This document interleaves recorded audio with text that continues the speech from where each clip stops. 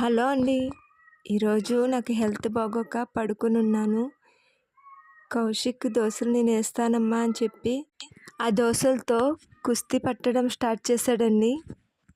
1, 2 దోసలు పాడైనా ఫైనల్ దోస అయితే పర్ఫెక్ట్‌గా వచ్చిందండి.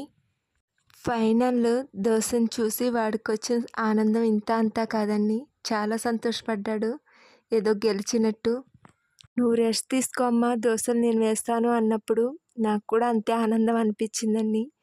మీ పిల్లలు కూడా మీకు హెల్త్ బాగాలేనప్పుడు ఇలాగే సాయం చేస్తారా? కామెంట్స్‌లో చెప్పండి.